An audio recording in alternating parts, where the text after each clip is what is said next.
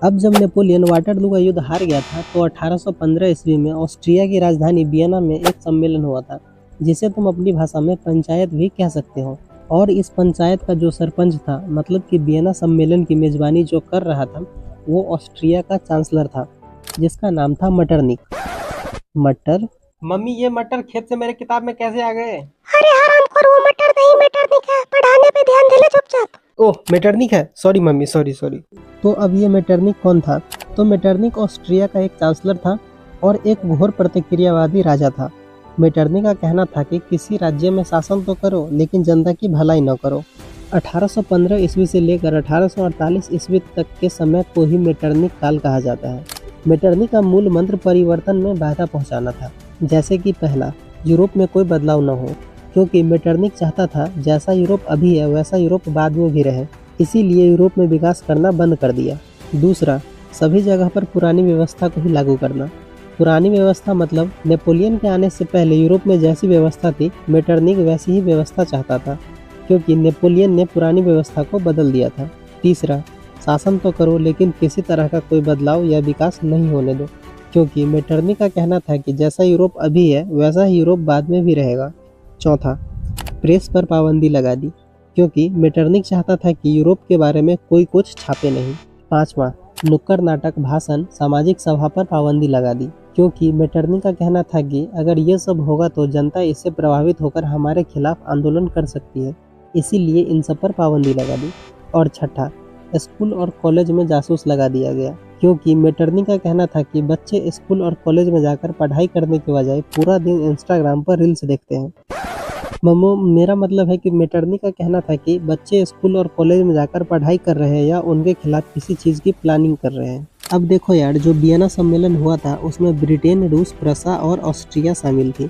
Vienna सम्मेलन का मुख्य उद्देश्य ये था कि नेपोलियन ने यूरोप में जितने भी कानून व्यवस्था लाया था उन सबको हटाकर पुरानी व्यवस्था लागू करना था। तो देखो यार, नेपोलियन ने विकास आंदोलन चलाया था जिससे यूरोप में बहुत विकास हुआ था, लेकिन वियना सम्मेलन ने विकास आंदोलन को खत्म कर दिया और कहा गया यूरोप में जैसी स्थिति है वैसी ही रहनी चाहिए, इसमें कोई परिवर्तन नहीं होगा। तो वियना सम्मेलन में क्या क्या फैसले लिए गए उसे देख लेते हैं। पहला, नेपोलियन ने जितने भी राज्य और जितने भी जमीन को जीत लिया था उसे वापस करने को कहा गया। दूसरा, इटली को छोटे छोटे राज्यों में खंडित कर दिया गया। तीसरा, फ्रांस को 2 हिस्सों में बांट दिया गया और फ्रांस के ऊपर भारी जुर्माना लगा दिया गया। और चौथा, बुर्बो राजवंश की पुनर्स्थापना हुई और लुई 18वां को गद्दी पर बैठा दिया गया। अब ये लुई 18वां कौन है? तो लुई 18वां लुई 16वां के ही खानदान का ही था। वियना सम्मेलन के बाद सन 1815 को लुई 18वां को फ्रांस का राजा बना दिया गया और ठीक 9 साल बाद सन 1824 ईस्वी को लुई 18वां की मृत्यु हो जाती है। अब देखो यार, एक बार फिर से फ्रांस में कोई राजा नहीं था। पूरे फ्रांस की जनता यही सोच रही थी कि लुई 18वां तो मर गया है, अब देश को कौन चलाएगा। तभी उसी समय बुर्बो राजवंश का ही एक आदमी राजा बना जो लुई 18वां का भाई था, जिसका नाम था चार्ल्स दशम। जब चार्ल्स दशम राजा बना तो उसने भी कुछ नियम कानून बनाए, जैसे कि पहला, चर्च शक्ति को बढ़ा दिया, मतलब कि जो पादरी था उसको कुछ ज़्यादा ही अधिकार दे दिया गया। दूसरा, मताधिकार सीमित कर दिया गया, मतलब कि जो आम जनता था वो वोट नहीं दे सकता है। अगर कोई वोट देगा तो वो है सामंती लोग। सामंती लोग जैसे कि ज़्यादा पैसे वाले और ज़मींदार। और तीसरा, पोलिगनेक को प्रधानमंत्री बनाया। अब ये पोलिगनेक कौन है? तो पोलिगनेक भी एक प्रतिक्रियावादी इंसान था। तुम कह सकते हो कि ये भी मेटरनिक की तरह ही था, क्योंकि इनसे भी जनता की खुशी देखी नहीं जाती थी। ये भी जनता के लिए कुछ काम नहीं करते थे। अब देखो यार, पोलिगनेक के प्रधानमंत्री बनने से पहले फ्रांस में लगभग सब कुछ ठीक ठाक चल रहा था। पर देखो यार, कोई भी कितना भी अच्छा इंसान क्यों न हो, उनसे एक न एक गलती हो ही जाती है। चार्ल्स दशम की सबसे बड़ी गलती यही थी कि उसने पोलिगनेक को प्रधानमंत्री बनाया, क्योंकि जनता अपनी वोटिंग से किसी और को प्रधानमंत्री बनाना चाहता था। लेकिन फ्रांस में अभी भी पोलिगनेक के प्रधानमंत्री बनने के बाद लगभग सब कुछ ठीक ठाक चल रहा था।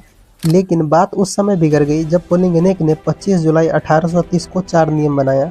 उन चारों नियमों में से सबसे बड़ा नियम ये था कि वोटिंग सिर्फ 30% लोग ही कर सकते हैं, 70% लोग वोटिंग नहीं करेंगे और वोटिंग सिर्फ पैसे वाले लोग ही कर सकते हैं। ये सुनते ही फ्रांस की पूरी जनता 26 जुलाई 1830 को सड़क पर आ गई और आंदोलन शुरू कर दिया। और यह आंदोलन 3 दिन तक चला था और ये आंदोलन फ्रांस जीत जाता है। देखो यार, फ्रांस में 1830 ईस्वी में एक गृह युद्ध की शुरुआत हुई, जिसे तुम जुलाई 1830 ईस्वी की क्रांति भी कह सकते हो।